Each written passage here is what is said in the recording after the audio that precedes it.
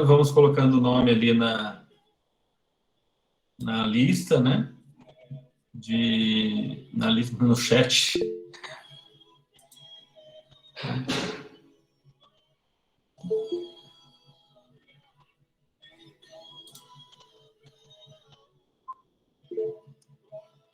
Oi, Paulo, boa noite. Que abriu o seu microfone.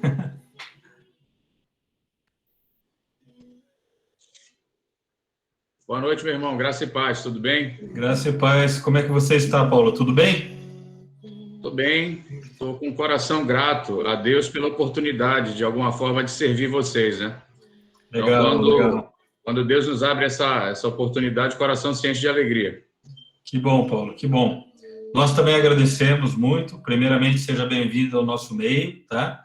Nós estamos, né, no 8º encontro, hoje é o 8º encontro do curso de noivos, tá? Da PIB Curitiba, né? Um curso que nós já fazemos há vários anos, tá? Estamos na 17ª edição, né?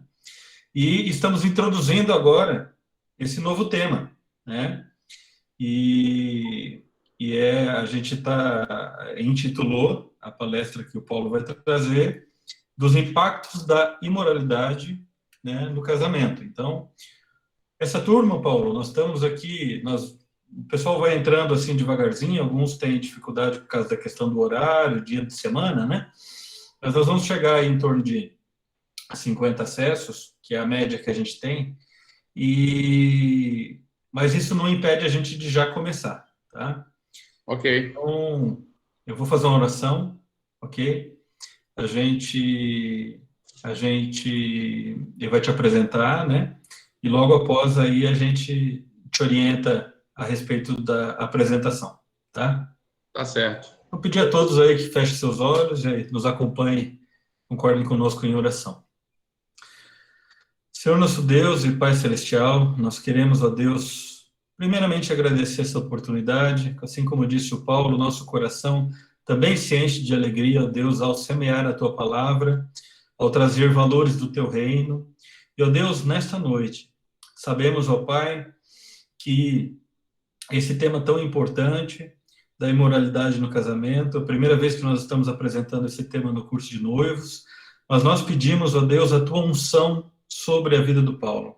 Que o Senhor esteja o abençoando nessa noite. Que as palavras, ó Deus, sejam trazidas através do Teu Espírito Santo. Que venha também a falar aos nossos corações através da vida dele, Senhor, em nome de Jesus. Ó Deus, que não haja nenhum empecilho, ó Deus, para que a palavra semeada, ela chegue aos ouvidos e aos corações, assim como é da Tua vontade. É o que te clamamos nessa noite, ó Pai, em nome do Senhor Jesus. E amém. Amém? Amém.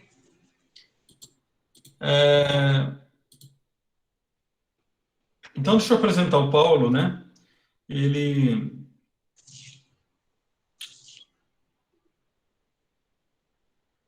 O Paulo Gouveia, ele é missionário, tá? E ele é diretor do Ministério de Pureza Sexual e Sexo Sem Cativeiro. Ele também é de Jocum, certo, Paulo? Isso. Eu já não estou mais... eu estou no campo missionário agora, Tá. Eu já não estou mais na base, já tem aí uns 4 anos. Sim. E eu sirvo a Igreja Brasileira nesse campo de sexualidade, casamento e família. Ok. Então tá, Paulo, nós vamos te passar a palavra, tá? Nós temos aí normalmente em torno de 50 minutos, né? Se precisar passar um pouco, você fique à vontade, tá, meu irmão? A palavra é sua, se precisar de alguma ajuda, né? A gente também costuma interagir através do chat, né? Que tem aqui na plataforma, né? E normalmente também algumas pessoas às vezes trazem perguntas, tá? Então a gente pode abrir um espaço no final para perguntas ou durante a palestra, conforme você preferir, tá? Ok. Eu não sei se você já está acostumado com essa plataforma do Google Meet, mas você pode, então, fazer a apresentação, né, do slide, ou se você quiser, eu posso fazer também por aqui. Isso... Se você puder, Samuel, eu te agradeço, porque aí eu me concentro mais aqui na mensagem que nós vamos trabalhar. Tá. Eu tô mais acostumado com o Zoom, mas não deve ter muito mistério aqui com relação ao Meet. Mas se você puder me ajudar com isso, eu te agradeço. Ajudo sim. Só um minutinho que já vamos baixar aqui a palestra, já vamos... colocar para rodar. Então, eu posso ir aproximadamente aí até as 9 horas, né? Aproximadamente até as 9 horas, exato. Perfeito, perfeito. E aí a gente abre para as perguntas, talvez, no final. Sim. Maravilha. Então, só você projetar, eu já inicio aqui. Deixa um minutinho aqui que eu estou baixando a palestra.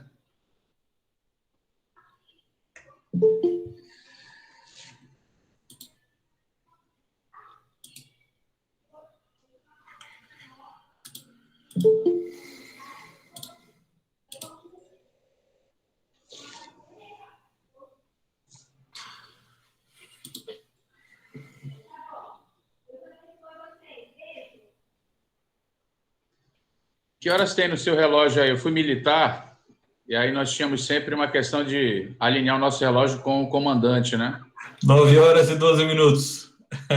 Então, 8h12 no seu, né? É. Então tá jóia. Então vamos começar, já pode projetar. Se você puder ir já para o segundo slide. Vocês já conseguem ver a tela inteira? Maravilha. Alguém me dá um feedback aí. Você consegue já ver, Paulo, a tela inteira? Eu vejo. Já está tranquilo aqui para mim e muita gente já deu ok. Ok, perfeito. Então, tá bom. Então vamos lá. Queridos, boa noite. Graça e paz. É uma alegria enorme, como eu expressei no início, estar com vocês aqui, servindo da mesa do Senhor naquilo que Deus tem nos abençoado, tá? E eu queria dar os parabéns para vocês. Existem duas decisões na vida de um homem e de uma mulher que são as mais importantes que você pode imaginar. A primeira delas, vocês todos já tomaram, que é decidir por ter Jesus como Senhor e Salvador da sua vida. Essa é a decisão mais importante na vida de um homem e de uma mulher. Não existe outra decisão mais significativa e importante. E a segunda decisão, tão importante quanto, né, mas ela vem em segundo lugar, é a decisão de casar.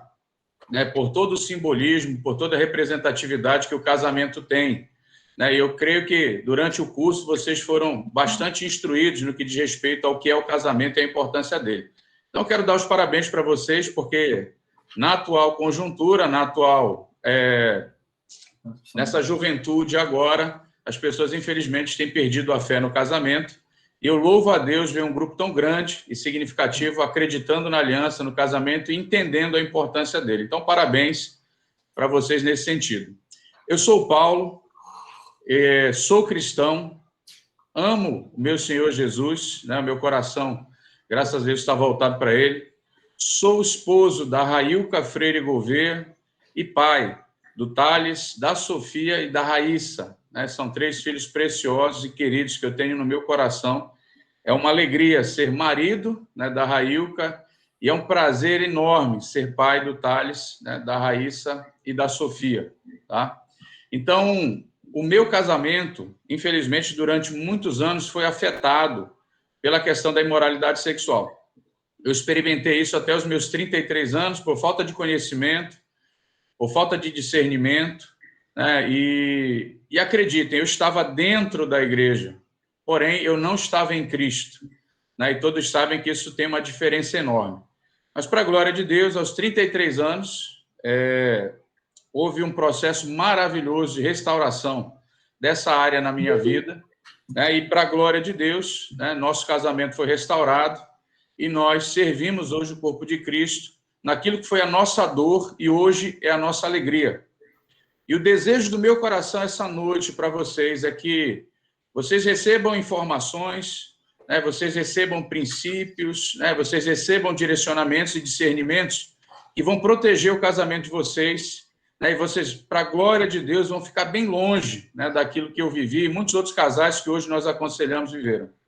Então, por isso, nós vamos abordar, né, o impacto que a imoralidade ela pode causar no matrimônio. Eu diria que a imoralidade sexual ela é praticamente uma ferida mortal dentro de muitos casamentos, é o que nós temos visto e experimentado. E hoje nós vamos nos colocar numa posição de intercessão, né, para que vocês estejam guardados e protegidos nisso. Amém, queridos? Então, aqui eu dividi alguns tópicos e nós já podemos ir para o próximo slide, Samuel. E eu quero começar com essa pergunta, essa reflexão. Nós não vamos poder agora ter um tempo de interação, mas existe algo que, infelizmente, é muito presente na vida de muitos relacionamentos cristãos hoje. Eu quero deixar claro que o nosso ministério, o nosso movimento, ele trabalha quase que 100% com cristãos. Né? Ele trabalha quase que 100% com cristãos. E, infelizmente, nós temos visto, por falta de entendimento, por falta de discernimento, muitos dos casamentos sendo afetados, né, por esse mal aqui, que se chama pornografia. Então, eu quero desconstruir algumas crenças com vocês e trabalhar alguns aspectos com relação à pornografia com vocês. Primeiro aspecto, queridos, por que você não deve assistir pornografia? Primeiro, porque não é sexo.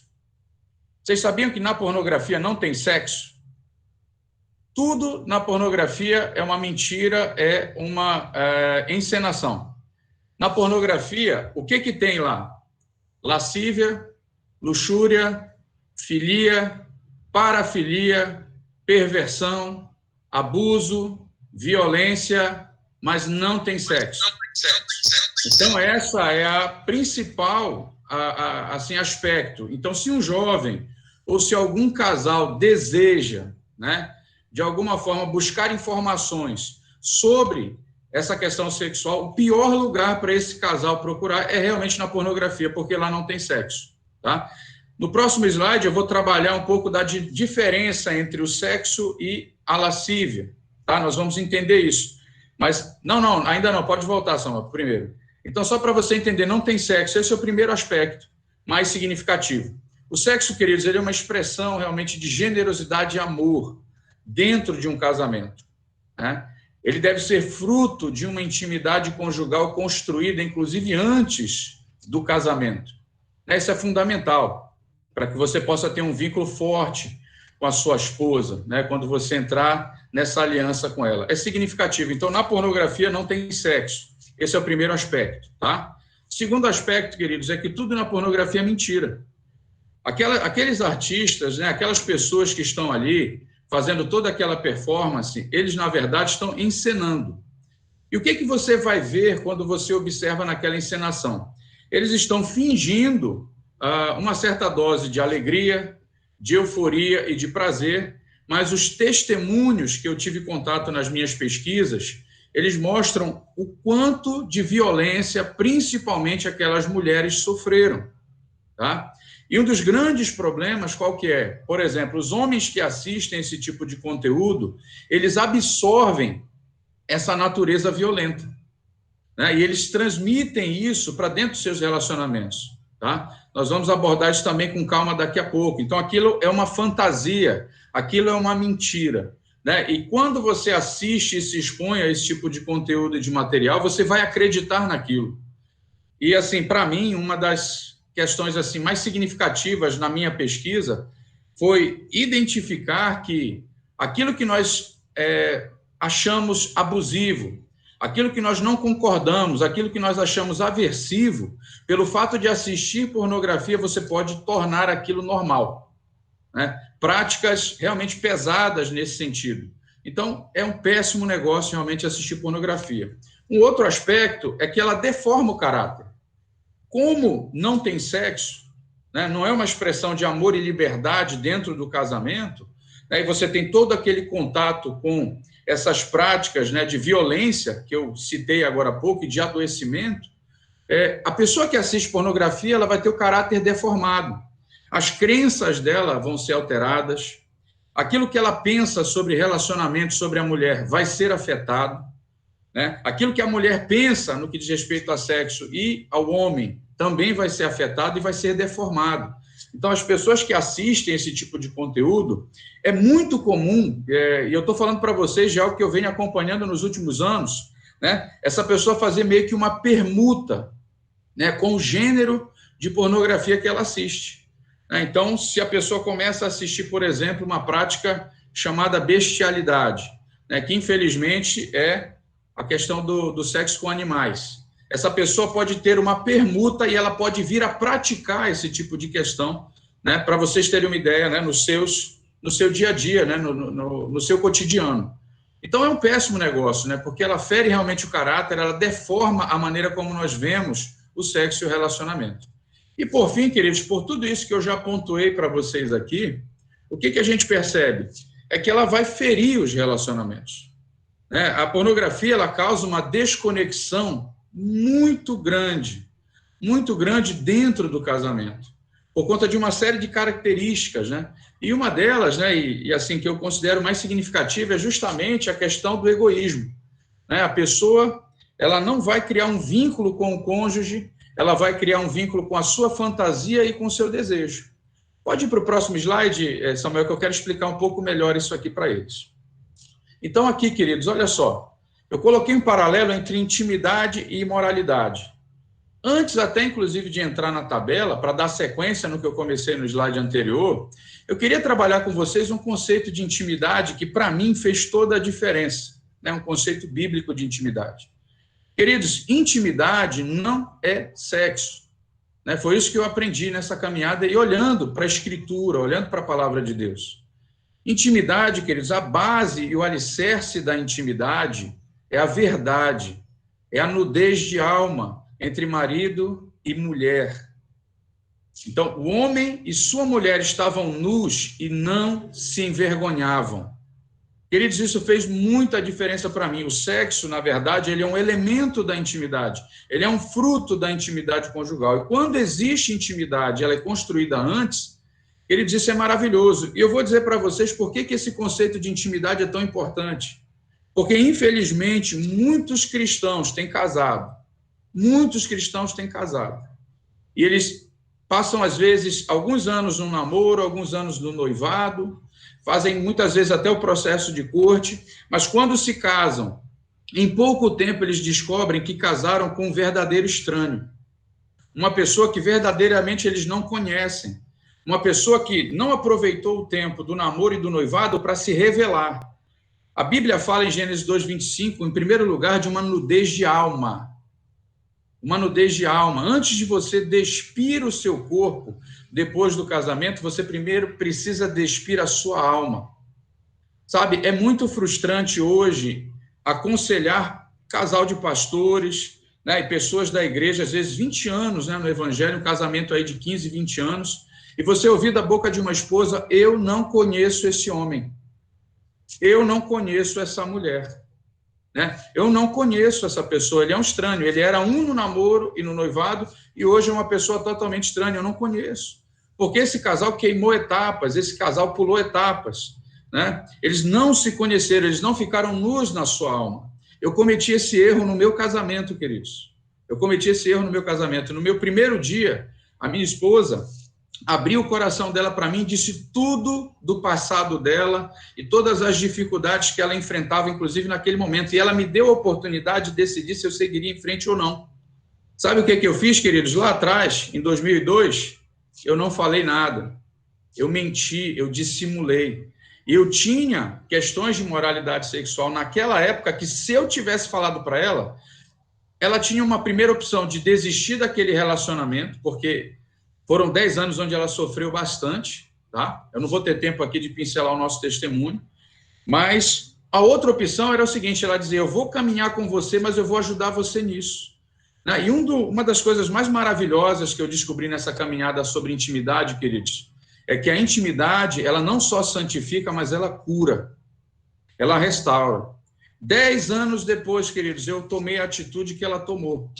E eu abri o meu coração para ela, mostrando para ela tudo que havia de mais escuro no meu coração. E o que aconteceu, queridos?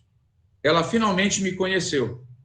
E nós pudemos hoje, né, trabalhar ao longo desses anos e construímos a intimidade. Hoje eu posso dizer para vocês que ela conhece o marido com quem ela é casada, eu conheço a minha esposa, e isso é incrível, né? Isso é maravilhoso. Então foi um erro que nós cometemos lá atrás, que eu cometi lá atrás, que eu faço questão realmente de frisar. Então, intimidade tem a ver com nudez de alma, quando você deixa o seu cônjuge conhecer você do lado de dentro, quando você abre as portas mais escuras do seu coração para que vocês caminhem nessa ferramenta maravilhosa de santificação que é o casamento. Amém, queridos? Esse é um ponto principal. E aí vamos dar sequência no que diz respeito a uma diferença básica entre sexo e lascívia, sexo e imoralidade, tá? No sexo, como Deus criou, o que nós chamamos o que eu e a Railca chamamos de sexo sem cativeiro, sem prisão, é justamente quando o vínculo é com o cônjuge, o vínculo é com a pessoa importa, né? É com a pessoa que você ama, que você conhece, que você construiu ali um alicerce de confiança, vocês construíram ali um solo de intimidade, e isso vai gerar frutificação não só na questão sexual, mas em todas as áreas. Então, o que importa nessa questão sexual é o quê? É a pessoa que está com você, é ela, é ele, que faz toda a diferença e que faz com que aquele momento, né, do sexo seja algo muito prazeroso e muito alegre, né? Quando o vínculo é com o cônjuge. Quando você fala de moralidade sexual, olha só por que Deus fala muito sobre isso na Bíblia. Porque na imoralidade sexual, o vínculo é com o desejo, não é com a pessoa. O vínculo é com a fantasia. O vínculo é com toda a sorte de impureza que você tem no seu coração e você usa a outra pessoa para tirar dela aquilo que você quer. E quando você olha dentro dessa perspectiva, queridos, você vai entender que na imoralidade não existe sexo. O que existe? Existe abuso. Qual que é o papel de um abusador? Ele procura a sua vítima, ele tira dessa vítima o prazer dele. Ele somente usa. E na lascívia, na imoralidade, você vai perceber que o vínculo é exatamente esse. Ele não se importa com a pessoa, mesmo estando casado. Ele não se importa com a pessoa, ele meramente quer usar essa pessoa. Ele quer manipular essa pessoa para que ele possa tirar dela o seu prazer. Então, isso é muito significativo. Por isso que é muito importante, na época do namoro e do noivado, construir essa intimidade, né, na alma, né? Realmente deixar a prática sexual para depois do casamento, num ambiente de proteção espiritual, num ambiente de proteção emocional. Porque a época do namoro e do noivado é época de se conhecer, é época de construir esse vínculo poderoso entre marido e mulher. Né? Ali, nessa época que constrói. E o grande perigo, queridos, de muitos jovens, quando eles antecipam a recompensa sexual, é que eles ficam cegos. Realmente, eles são cegados pela sensualidade. A sensualidade se torna realmente uma pedra de tropeço, ela cega a pessoa para uma série de características ali da pessoa com quem ela está casando, e isso vai produzir muita dor e muito sofrimento no casamento, né? E coisas que podem ser tratadas e trabalhadas antes, né? Eu louvo a Deus pela iniciativa da igreja de trazer todo esse discernimento e esse conhecimento para vocês aqui. Amém? Segundo aspecto com relação a sexo e lascívia. O sexo, queridos, como Deus planejou, ele é uma expressão do amor conjugal. Olha que interessante, você não procura a sua esposa porque você está morrendo de desejo e você não consegue controlar. Não. Você procura a sua esposa porque você quer abençoá-la. Você quer mostrar para ela como você a ama. Você quer dar a ela alegria. Você quer dar a ela segurança, proteção. Olha que coisa maravilhosa, gente. Dentro desse ambiente não existe abuso e violência. Dentro desse ambiente existe o quê? Existe proteção, existe cuidado, existe amor. Do outro lado, na lascívia, você vai perceber que como o vínculo é com o desejo e com a fantasia, né, ele não tem controle sobre a vontade, ele meramente ele vai usar a outra pessoa. Ele vai procurar a outra pessoa, muitas vezes, somente na hora do sexo. Ele não, de repente, ele não se relaciona num contexto ali de construir uma amizade. É muito importante a amizade dentro do casamento. Não constrói ali um vínculo forte nas outras áreas. Basicamente, esse marido ou essa esposa procura o outro na hora, né, do ato conjugal. Por quê? Porque o vínculo dele é justamente esse. E existe muita manipulação nesse sentido. Então, é um discernimento que a gente realmente precisa ter. Até os meus 33 anos, o meu vínculo era justamente esse. Né? Eu não conversava, eu não protegia, eu não cuidava, eu só ficava amoroso no momento do ato conjugal. Depois do ato conjugal, eu virava as costas e era como se eu fosse solteiro. E isso não pode acontecer. Né? Isso não pode acontecer. É muito importante que esse vínculo realmente seja construído com o cônjuge. Um outro aspecto que eu quero trabalhar com vocês é o seguinte, é a questão de construir a intimidade emocional antes do ato conjugal. Então, assim, quando você está suprido emocionalmente, quando você se sente seguro, quando você confia no seu cônjuge, queridos, você vai poder se entregar, você vai poder descansar, sabe? É um lugar tranquilo, é um lugar de paz. Agora, se você não está cheio emocionalmente, se você não está seguro do amor do seu cônjuge, nesse sentido, qual é o risco aqui? Esse casamento ele vai ser repleto de ansiedade, ele vai ser repleto de preocupação, de controle, de manipulação, e por aí vai, não vai haver paz.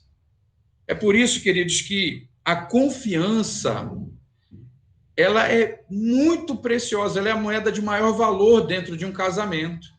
E assim, se vocês quiserem esquecer tudo que eu estou falando aqui e aprenderem isso que eu estou falando aqui, vai fazer toda a diferença. A confiança é algo que vocês precisam cultivar dentro do relacionamento de vocês, porque isso vai fortalecer o vínculo. Todos os casais que eu aconselho, juntamente com a minha esposa, que estão vivendo crises conjugais, nas mais diversas áreas, o principal problema ali, muitas vezes, é a crise de confiança que se estabeleceu.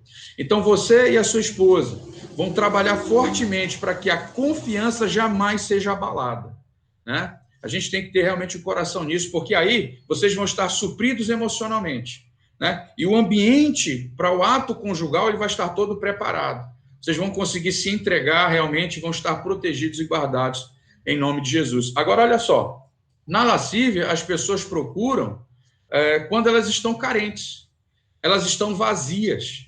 Então, essas pessoas, elas tentam usar, por exemplo, o sexo, né, para preencher suas carências. É um ledo engano, gente. Sexo não foi feito para preencher carência. Quando você tenta preencher a sua carência, com o sexo, você vai estar sendo abusado, provavelmente, ou abusando de alguém. Então, é um péssimo negócio. E, assim, um aspecto para mim que é mais importante para que a gente possa seguir é justamente que o sexo, como Deus criou, ele foca aquilo que a gente tem do lado de dentro. Gente, é maravilhoso olhar para minha esposa hoje e dizer a seguinte: poxa vida, ela é suficiente, né? E eu sou suficiente para ela. Sabe, é maravilhoso olhar para ela e sentir esse prazer, essa alegria, e não precisar de nenhum artifício exterior. Sabe, queridos, muitas pessoas colocam a sua expectativa no que diz respeito ao sexo naquilo que está do lado de fora. Lugares, fantasias, brinquedos, equipamentos. Gente, nada disso. A sua esposa é suficiente, o seu marido é suficiente. Quando vocês constroem esse vínculo e dentro do relacionamento de vocês existe confiança.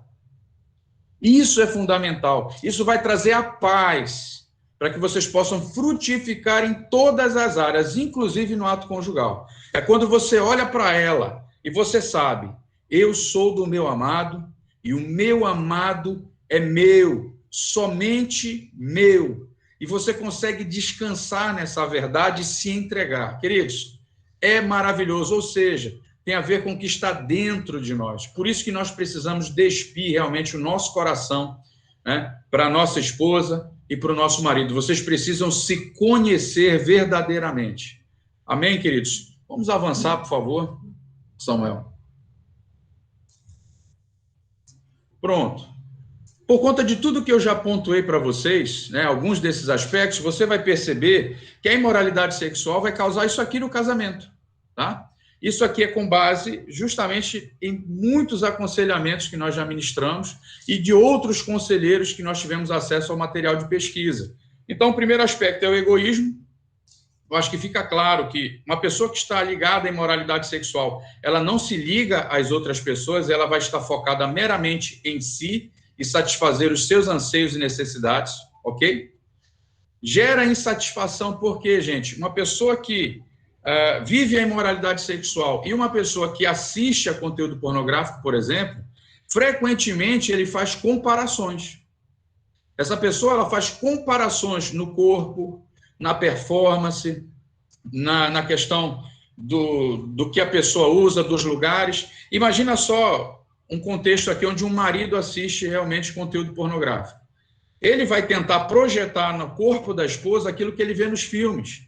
E por mais que essa esposa, às vezes, por falta de instrução, tente se esforçar para atender esses anseios, eles nunca serão suficientes e satisfatórios. Esse homem vai viver frustrado, né? O prazer sexual do casamento migra para fora, por isso que existem questões de infidelidade, né? Esse é um dos motivos também. E essa esposa, muitas vezes, fica frustrada, fica triste, se sentindo realmente inferior. E isso gera insatisfação em ambos. Isso é só um dos aspectos, né? A minha ministração sobre pornografia, gente, tem 10 horas de conteúdo, né? Só para vocês terem uma ideia. E aqui eu estou falando alguns dos elementos para que vocês possam entender e realmente guardar o coração disso. Um outro aspecto para mim, na minha pesquisa, que foi muito interessante, foi entender que a pornografia e a imoralidade, elas tornam o homem violento e a mulher passiva à violência sexual. Uma das pesquisas mais significativas que eu vi foi de 3 pesquisadores americanos em 2007. Eles pegaram os 50 filmes pornográficos mais assistidos nos Estados Unidos, tá? E o que eles fizeram? Eles assistiram todas as 376 cenas e eles identificaram que 90% das cenas tinham atos de violência. Então, o homem que assiste esse tipo de conteúdo, ele faz essa permuta, ele acredita que aquele homem dos vídeos, ele está abençoando a vida daquela mulher. E aquela mulher que está numa situação de dor, de violência, de abuso e de vergonha, ela finge ter alegria e prazer. E o que acontece? A mulher que assiste esse tipo de conteúdo, ela também acredita que ela tem que reagir daquela forma e se submeter a esse tipo de violência. Para vocês terem uma ideia, uma das pesquisas que eu tive acesso identificou o seguinte, que 81% das mulheres casadas com homens que assistem conteúdo pornográfico já sofreram estupro marital.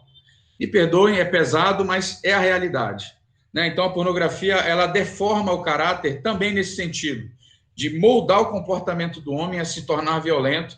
E como as mulheres dos filmes pornográficos, elas reagem de forma passiva à violência, as mulheres que têm acesso a esse conteúdo, elas passam a imaginar que elas devem reagir daquela forma. Então, olha só, o homem fica violento e a mulher fica passiva à violência sexual. Isso é muito sério, né? Isso é muito significativo. Um outro fator, gente, é a questão de que a pornografia causa disfunções sexuais. As mais comuns, né? Ela pode induzir a ejaculação precoce e ela pode induzir a impotência sexual masculina. Na mulher, ela pode induzir, inclusive, a anorgasmia. Pode ser um dos fatores também. Não são os únicos, mas é um dos fatores também que pode promover esse tipo de disfunção. E isso afeta diretamente a vida sexual do casal. Então, é um péssimo negócio, tá bom? E a infidelidade eu já pontuei. Vamos para a próxima, Samuel, por favor. O cérebro de alguém que assiste pornografia, ele é modificado. Interessante. Neuroquimicamente, ele é modificado. E eu chamo assim, que o cérebro de alguém que assiste pornografia se torna um cérebro pornificado, tá? E um dos movimentos de um cérebro pornificado é exatamente esse aqui, tá? É a hipersensibilidade a gatilhos sexuais. A pessoa que assiste conteúdos pornográficos, ela vai ficar hipersensível a qualquer tipo de estímulo e ela perde o controle sobre a vontade dela. No que diz respeito a isso, a tentação e a fantasia ficam quase que insuportáveis. Aqui foi um experimento da Universidade de Cambridge, onde os cientistas pegaram homens que não assistiam a conteúdo pornográfico e pegaram homens que assistiam a conteúdo pornográfico. Colocaram dentro de uma máquina de ressonância magnética e, durante o processo de escaneamento, eles mostravam imagens pornográficas para esses homens. Note ali, nas imagens do voluntário saudável, tem um pontinho amarelo. O que é isso? É a resposta, né, do organismo, do sistema de recompensa, à exposição dessas imagens. É natural que um homem, né, quando ele vê imagens de mulheres sensuais e bonitas, tenha uma resposta química, né, no corpo dele, é uma resposta química. Porém, o impulso, ele é normal, né? Você vê que o impulso, ele é pequeno. Essa pessoa, ela consegue controlar. Então, muitas vezes, vou usar um exemplo aqui. Esse homem está andando na rua e passa, muitas vezes, uma mulher cheia de sensualidade. Às vezes, ele pode até se sentir atraído num primeiro momento, né? Aquela mulher chamando a atenção, ele olha, opa, peraí, sou cristão, vou seguir em frente, sou casado, meu coração é do Senhor e vou embora. Então, essa pessoa consegue ter controle sobre a sua vontade. Agora, gente, olha o impacto no cérebro de alguém que assiste pornografia compulsivamente. Você vai perceber que o impacto é 5, 6, 7, às vezes até 10 vezes mais forte. E o que significa? Essa pessoa, ela perde o controle sobre a vontade. Hoje eu não tenho tempo de mostrar um vídeo num documentário que geralmente eu mostro nas ministrações sobre o tema. Mas eu mostro um jovem de 18 anos andando na rua e ele vendo uma moça com roupa sensual, ele simplesmente não consegue controlar, ele para o carro, ele entra num pub e, infelizmente, ele dá vazão à sua lascívia no banheiro do pub. E aí ele volta para o carro devastado, né? Então, é uma pessoa que perde realmente controle. Por conta disso aqui, gente, muitos pais, infelizmente, abusam sexualmente de filhos. Há estupro, por exemplo, há crimes sexuais por conta da hipersensibilidade, né? A pessoa realmente ela perde o controle da vontade dela. Isso é muito sério, né? E a gente realmente tem que guardar o nosso coração disso. Pode avançar, Samuel, por favor? Aqui é o segundo movimento de um cérebro pornificado, tá? Geralmente são 4 movimentos. Na minha pesquisa eu identifiquei 13, hoje eu vou falar de 2 com vocês, tá? Os 2 que para mim são extremamente significativos. Assim como acontece a hipersensibilidade a gatilhos sexuais, também acontece um movimento de dessensibilização e tolerância. O que é isso, queridos? Nós não fomos feitos para assistir pornografia. Então, quando você tem acesso a qualquer estímulo, né, tem o Dr. Jay Fallon, que trabalha com essa dinâmica, ele é neurocientista, lá dos Estados Unidos. Ele trouxe uma pesquisa muito interessante. Então, quando você tem acesso a estímulos que você não foi criado para experimentar e exercer, o que isso vai produzir, queridos? Isso vai produzir efeitos no teu cérebro. Então, aqui eu tenho a imagem de um cérebro saudável, a parte de cima e a parte de baixo, e aqui, ao ladinho dele, nós temos o cérebro de uma pessoa que assiste pornografia compulsivamente. Nota que há uma modificação, o cérebro é afetado. Deixa eu só explicar para vocês. Esse exame, ele é feito nos Estados Unidos, tá? Quem trouxe para nós foi o Dr. Darby Smith. Ele é um psiquiatra cristão que trabalha há 55 anos com vício, tá? E ele trouxe isso na escola de vícios que nós fizemos. E foi muito interessante quando ele fez essa abordagem. O cérebro, gente, ele não está com um furo, ele não está furado. É que essa parte que parece um buraco, ela, na verdade, está inativa. Então, uma pessoa que usa drogas, por exemplo, né, ela vai ter o mesmo efeito no cérebro, só que mais devastador. Porque na pornografia é um comportamento. Na questão da drogadição, essa pessoa está ingerindo substâncias. Então, o cérebro é profundamente afetado dentro desse contexto. Entenderam aqui, queridos? O salário do pecado é o quê?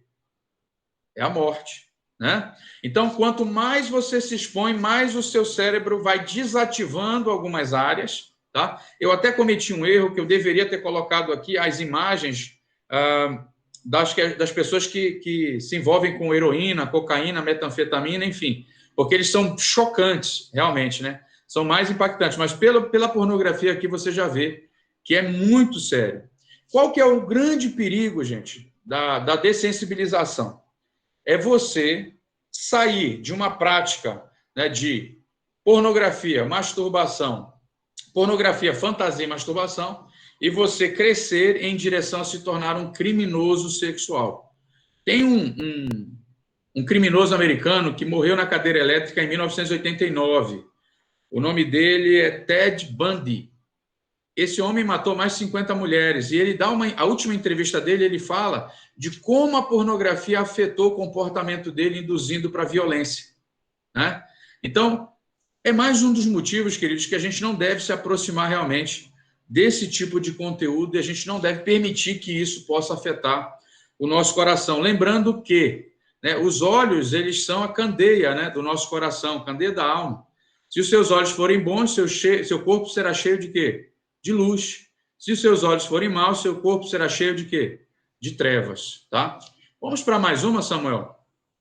Por conta do nosso tempo, vamos avançar um pouco. Queridos, a pornografia, ela muda as nossas crenças no que diz respeito a relacionamentos e a pessoas.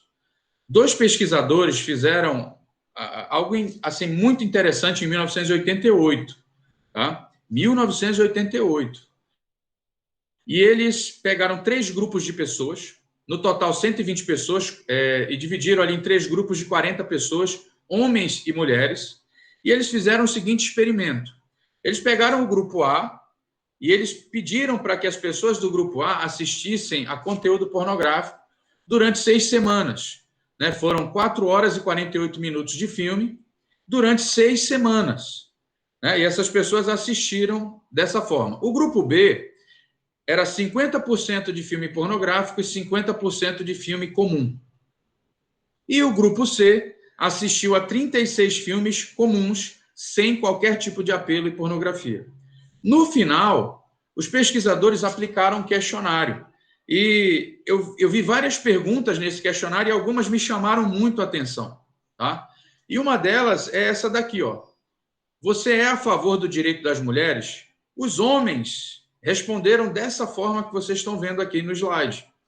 Então, os homens que foram expostos a 100% de conteúdo pornográfico, apenas 25% deles disse que era a favor do direito das mulheres.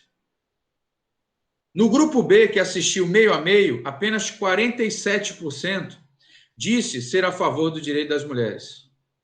E o grupo C, mais de 70% disse ser a favor do direito das mulheres. E a minha pergunta para vocês é: assistir pornografia muda a maneira como nós vemos as mulheres, sim ou não?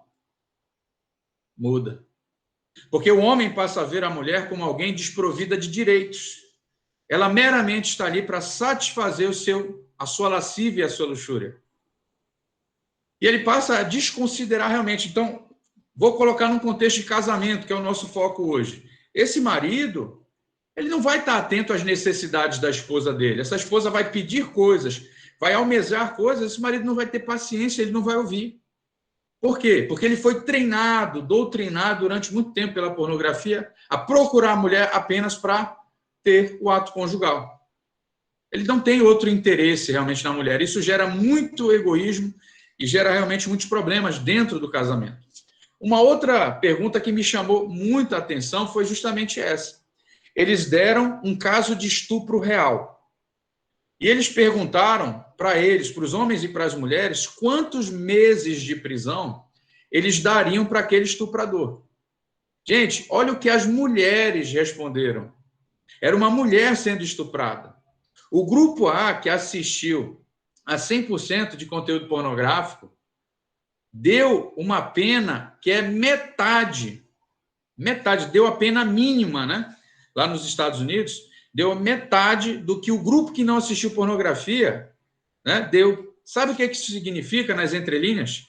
Que a pornografia me acostuma com a violência sexual. Lembram que eu falei que gera passividade nas mulheres? A pornografia gera isso. Você se acostuma não só com a violência, mas com práticas violentas dentro do sexo conjugal. Práticas como infidelidade, sexo grupal, bestialidade, etc., elas se tornam normais, até mesmo pedofilia.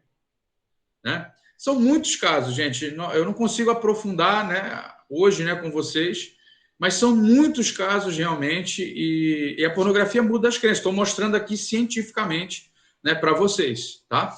E aí volta aquela palavra, né, dos olhos serem realmente a lâmpada da alma. Né? Então, se você olha para isso, o seu interior vai ficar cheio de trevas. Vamos para a próxima, Samuel.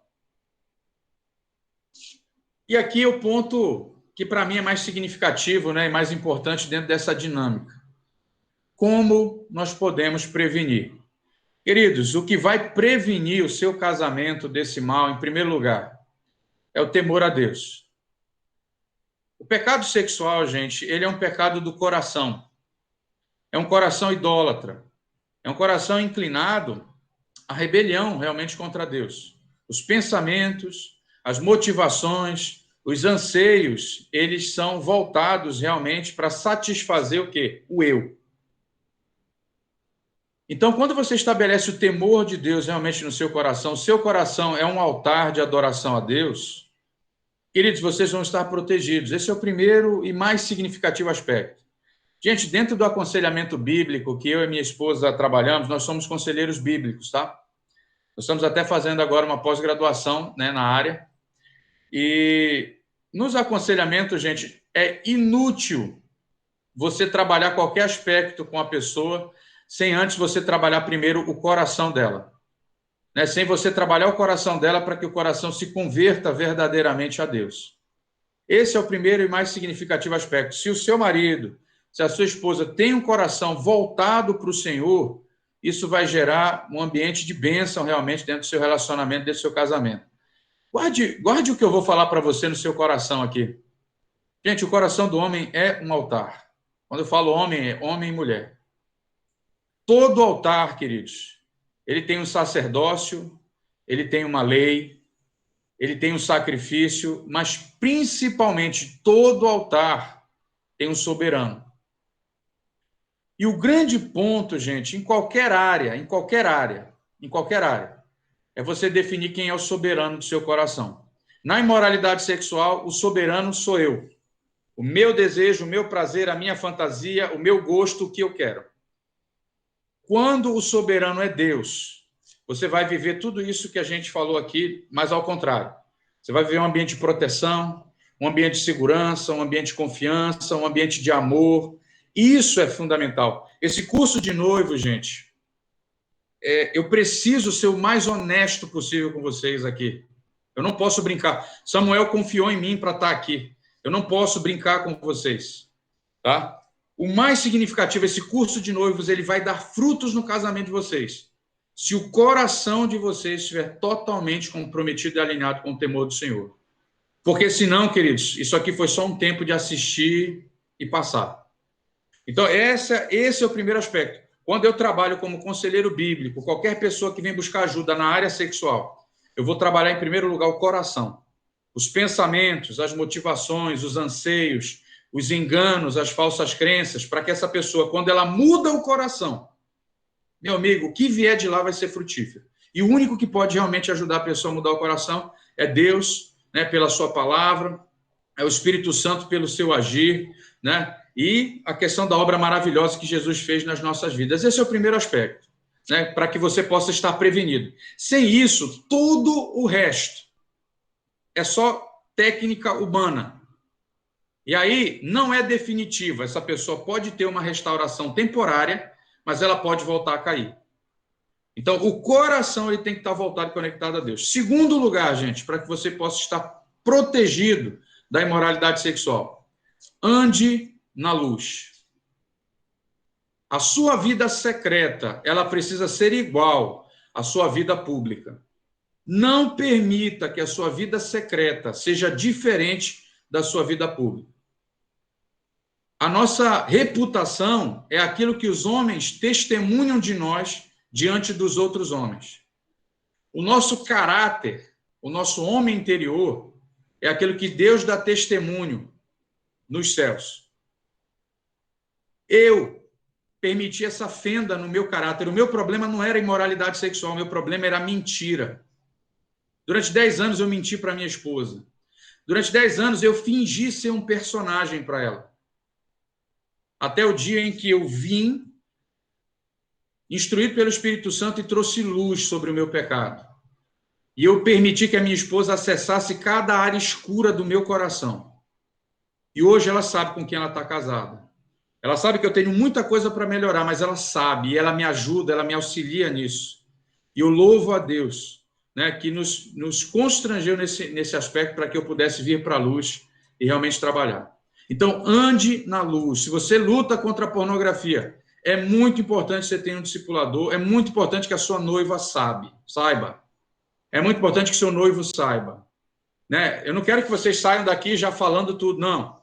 Samuel está aí como esse orientador, Samuel está aí, né? A Kátia está aí como esses anjos de Deus na vida de vocês para, de repente, instruir. Mas é muita desonestidade permitir que a nossa esposa ou o nosso esposo conheça a gente através de um personagem. Gente, eu nunca falei tão sério, né, numa ministração como eu estou abrindo meu coração para vocês aqui. Isso, para mim, é um ponto-chave de qualquer casamento. Onde a mentira, vai haver frustração, vai haver escândalo, a pessoa não prospera. Aquele que encobre suas transgressões jamais prosperará, mas aquele que as confessa e deixa, alcançará misericórdia. Gente, eu fui um covarde, porque eu não deixei a minha esposa me conhecer. Ela entrou numa aliança sem saber quem eu era. Mas 10 anos depois eu abri o meu coração, rasguei o meu coração, e eu louvo a Deus pelo que Ele fez no meu casamento. E eu tenho certeza e convicção de que todos que estão aqui temem a Deus. Não permita que isso aconteça no seu dia a dia. E lembra que eu falei no início, a confiança é o aspecto mais significativo, gente, de um casamento.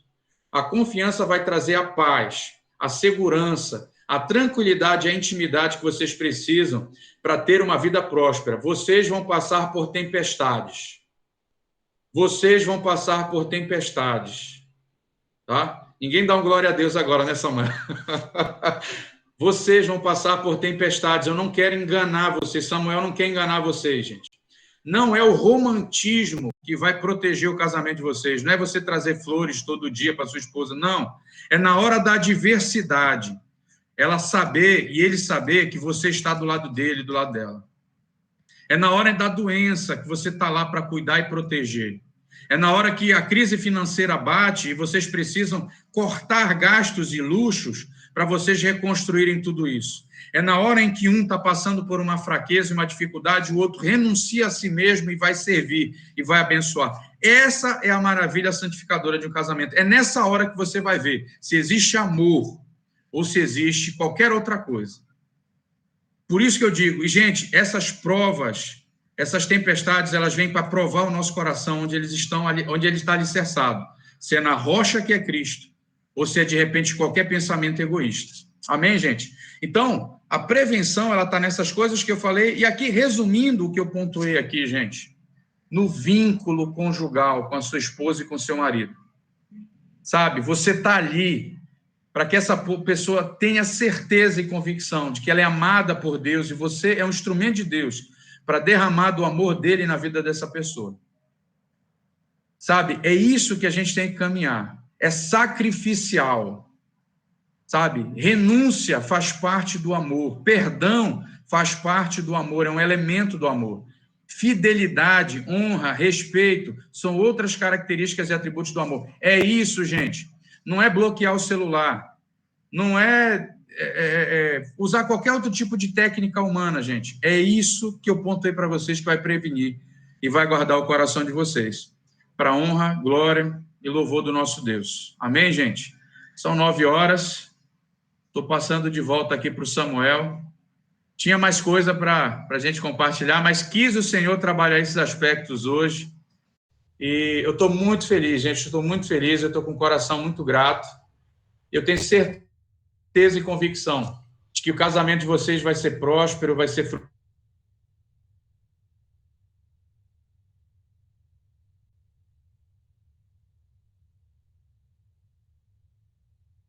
frequência, vão conhecer a Deus através do casamento de vocês. E uma última coisa, sim, Samuel, se você me permite, o casamento, gente, ele é a maior ferramenta de discipulado e evangelismo na vida dos filhos.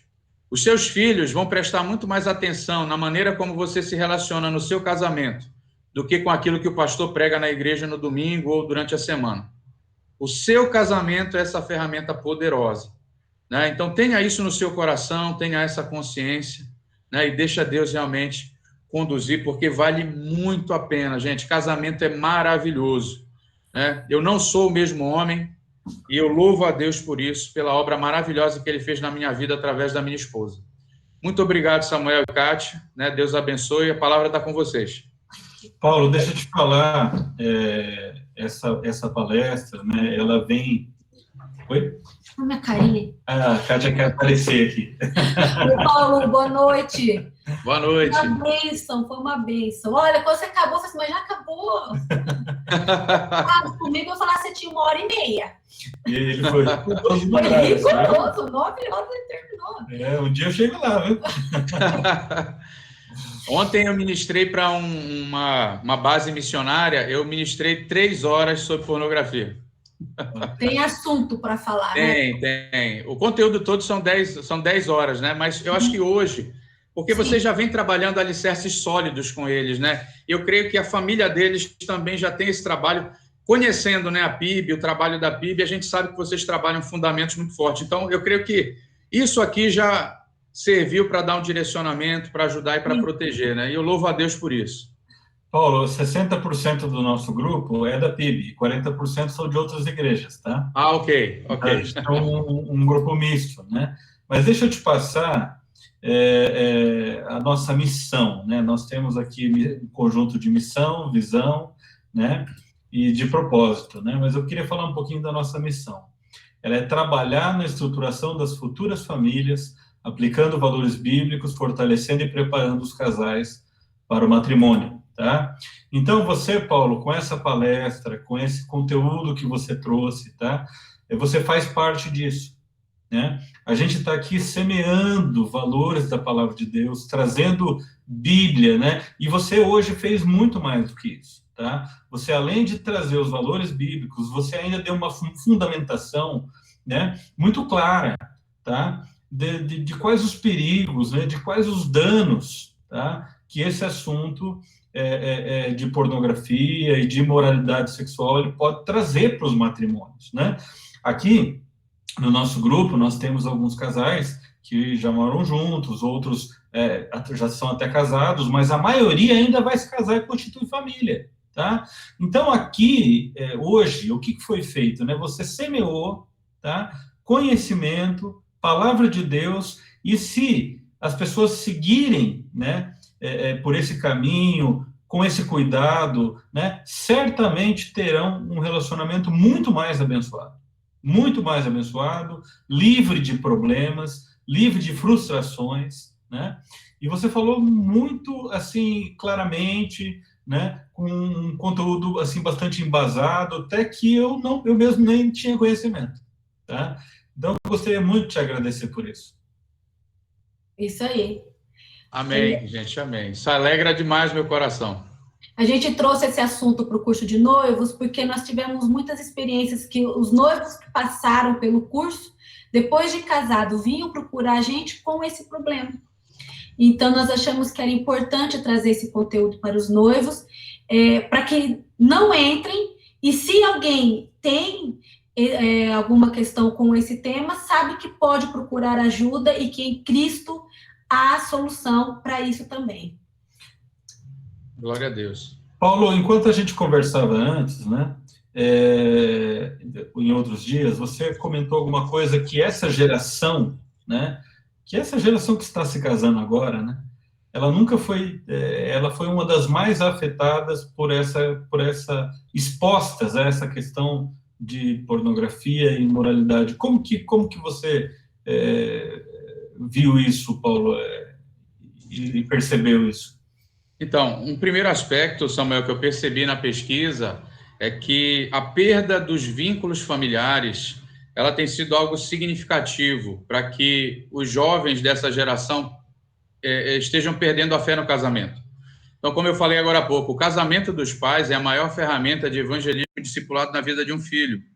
Se tem algo que tem um poder de comunicar o caráter e a natureza de Deus nas próximas gerações, né, é justamente o casamento, né, o papel de pai, o papel de mãe, o papel de marido, o papel de esposa, toda a dinâmica que a família transpira, né, Deus. Né? Quando você olha os papéis ali, Deus ele é tão inteligente que ele derramou dentro do seio familiar, na dinâmica familiar, exatamente isso. Né? Ele escolheu se revelar também, e principalmente através da família e do casamento. E quando você vê uma sociedade totalmente erotizada, uma sociedade totalmente voltada, né, para o seu prazer, para o seu eu, né, você vê isso crescendo cada vez mais no que diz respeito às artes, né, à cultura, aos programas, etc. Você vê isso cada vez mais massificado, você vê que as pessoas vão perdendo a fé. E o fracasso, muitas vezes, do casamento dos pais faz com que essas pessoas desistam, né, de acreditar nisso. Tem uma pesquisa que foi feita no Rio Grande do Sul há 10 anos atrás, que o casamento ele se tornou a 19ª prioridade nessa geração. Então, olha só, primeiro, realização profissional, primeiro dinheiro, primeiro isso, aquilo. 19º lugar, casamento. né? E qual que é o perigo disso, né, Samuel e Kátia? O perigo disso é que, sem o casamento numa sociedade, você vai ver uma sociedade que vai ser muito prejudicada no que diz respeito à revelação de Deus, né, do caráter de Deus, e você vai ver uma sociedade totalmente desprotegida, né? Vamos imaginar aqui uma dinâmica sexual sem o casamento.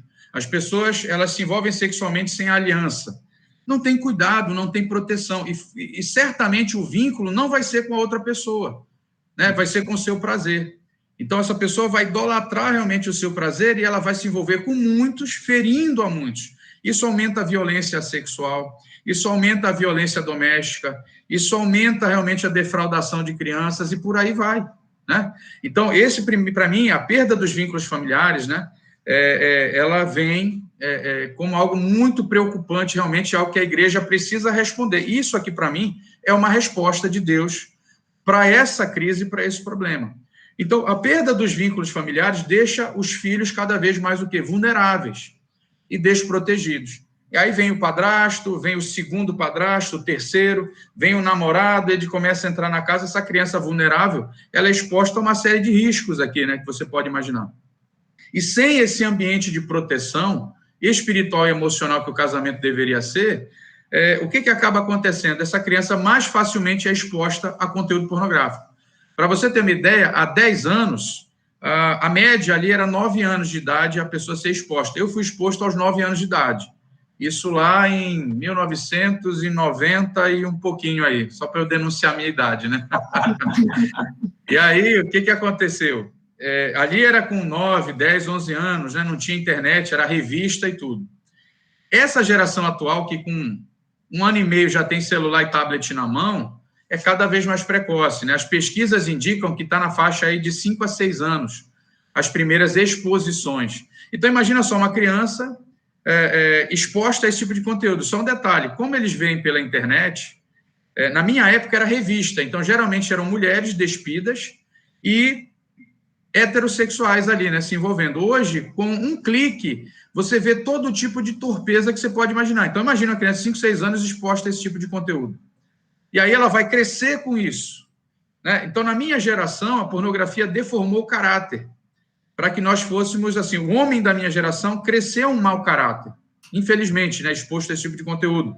Mas nessa geração, as pessoas estão crescendo criminosas sexuais, porque eles estão tendo contato a todo tipo de torpeza. A influência no caráter é infinitamente pior. Então, eles crescem com esses conceitos, olham no seu seio familiar, vê toda aquela desordem e eles passam a não acreditar. Algumas pesquisas dizem, inclusive, que muitos dessa geração acham que, para ter prazer sexual, é melhor não ter vínculo afetivo com o parceiro. Você consegue imaginar isso? Não. Então, é o que eles acreditam. São pesquisas, são várias. Gente, eu estudei muito. Eu vivi essa mentira por 24 anos e eu pesquisei muito. Os últimos 9 anos sobre isso, eu tive acesso a muito conteúdo. Agora eu estou estudando já outras questões. Eu escrevi o livro, né, O Impacto Pessoal e Social da Pornografia, para trazer essa luz para a igreja. E agora eu estou pesquisando outros assuntos nessa área de sexualidade, casamento e família, para entregar isso para a nossa geração, porque eu realmente estou muito preocupado com o que eu falei para vocês. Eu pesquisei, eu identifiquei, eu discerni e disse, Senhor, eu quero entrar nessa brecha aqui, né? E a gente está trabalhando nesse sentido. E hoje existe, Paulo, um problema real dentro da igreja, né? Nós não estamos falando de nada que é muito distante da igreja, certo? Com certeza, Samuel. E eu vou te dizer qual que é o maior problema hoje. É uma antropologia cristã centrada no homem. Né? Em muitos lugares, o que vale é a felicidade do homem. Em muitos lugares, o que importa é você ser feliz, né? Não importa o que aconteça. Então, assim, se alguém está atrapalhando, esse alguém, inclusive a sua esposa, seu marido, você tem que se divorciar e ser feliz. Acredite, em muitos lugares você vê isso. E uma das coisas que mudou muito o meu coração é justamente quando você muda, né, e entende que a antropologia bíblica ela é centrada em Deus. Então, a vida do homem, ela não consiste em o homem buscar a sua felicidade. Se você olhar biblicamente, né, tem até uma passagem que Jesus diz isso, né? A vida do homem não consiste na quantidade de bens que ele tem. E quando você vai entender o que é a vida do homem, você tem que olhar para quem? Para Cristo. Sim. E aí, o que Cristo fez? glorificou o Pai. O Pai diz, esse é meu filho amado em quem tenho prazer. E por aí vai, ou seja, a vida do homem consiste em glorificar a Deus, dar prazer e alegria ao coração de Deus e desfrutar da presença de Deus. Isso consiste a vida do homem. E quando você entende isso, o seu coração se tornou um altar de verdadeiro adorador que adora em espírito e em verdade. Qualquer mensagem, qualquer igreja que esteja centrada no homem está errada, né? Ela não é bíblica.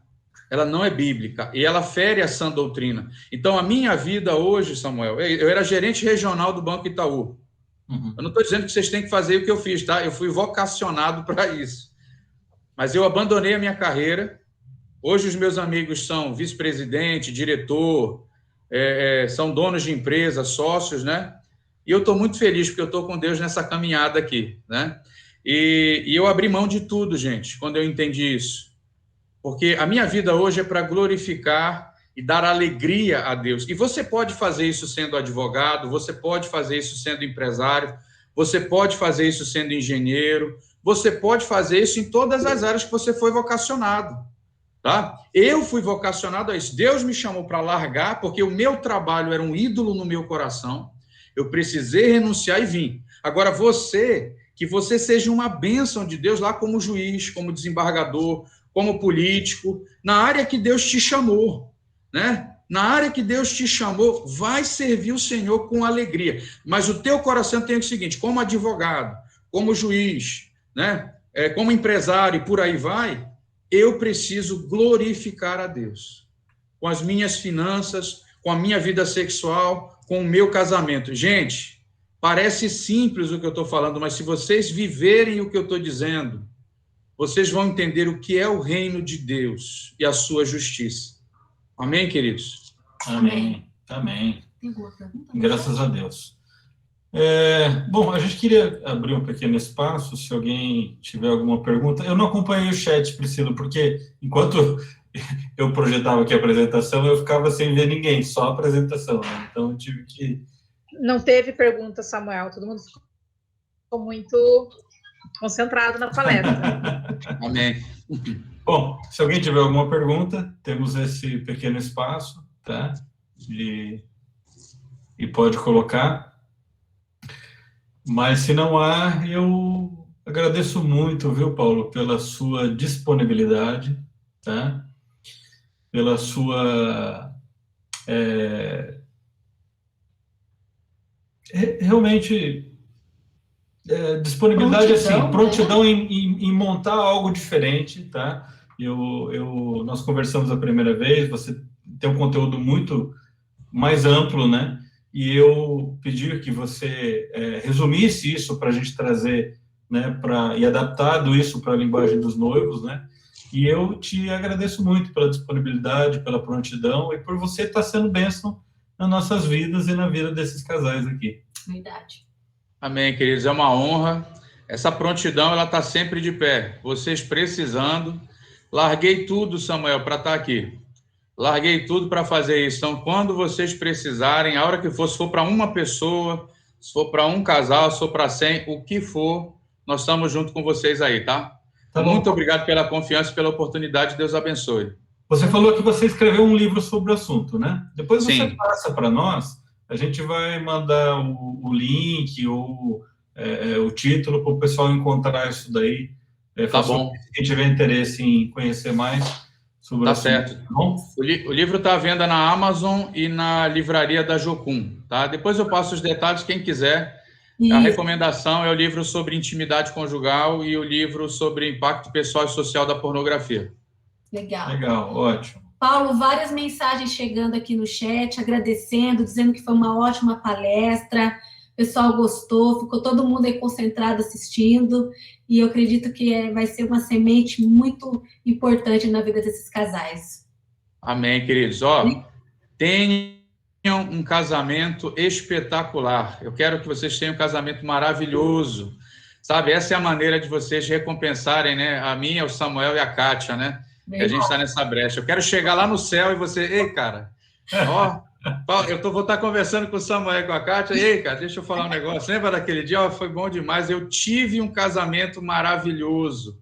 Né? Eu louvo a Deus. Mas olha só, a glória é de Deus. Né? Ele que é bom e ele que faz essas coisas. Beijo no coração, gente. Até a próxima aí. A gente só vai tirar uma foto, então todo mundo abre a câmera agora. Como diz aí no Eli, eu gostei tanto do que ela disse, que eu sempre repito, né? Quem tiver de pijama, passa um chale por cima, né? Abre a câmera, a gente vai tirar uma foto, depois a gente manda essa foto também, tá, Paulo? Amém, amém. Então, tá bom, todo mundo aí, X...